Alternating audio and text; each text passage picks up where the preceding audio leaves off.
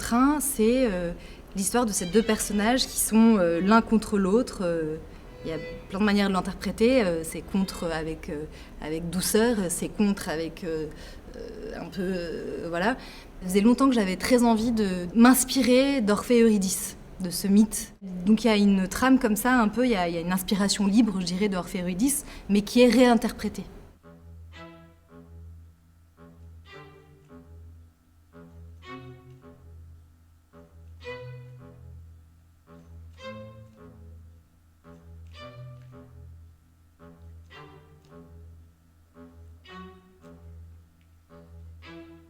Ensuite, on a décidé de travailler principalement avec des accessoires et particulièrement des costumes, des vêtements, parce qu'ils permettaient d'ouvrir la question de l'identité.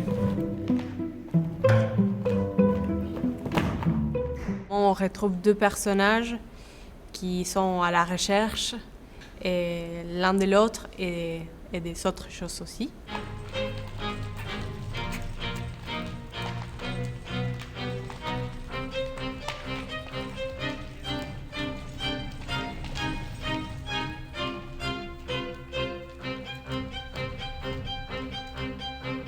Et j'avais envie aussi de faire découvrir au public ce rapport entre ces interprètes, ces musiciens, la musique de cette manière, vue de cette manière-là.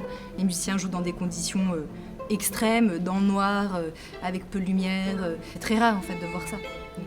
On est présent, on se déplace, on nous voit faire plein de trucs. Un musicien qui joue sur scène, c'est aussi un corps qui s'implique physiquement sur son violon, sur son archet, sur son clavier, sur sa batterie. C'est de l'engagement physique, c'est un engagement émotionnel.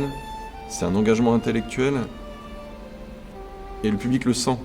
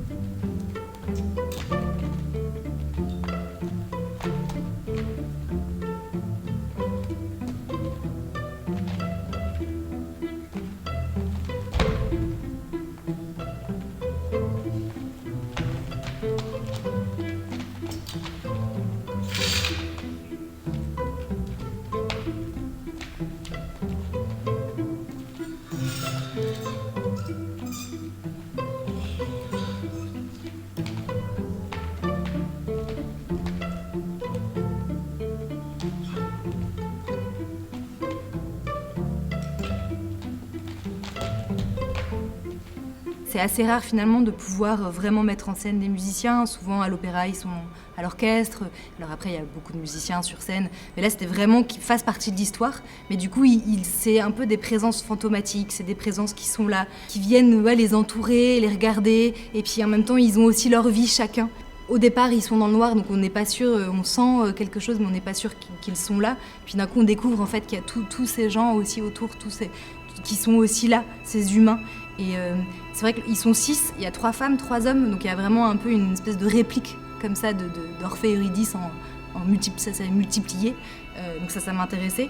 Et après, voilà, ils évoluent au plateau, ils font partie de l'histoire, mais ils sont pas complètement dans l'histoire. Ça apporte vraiment une dimension beaucoup plus complète en fait.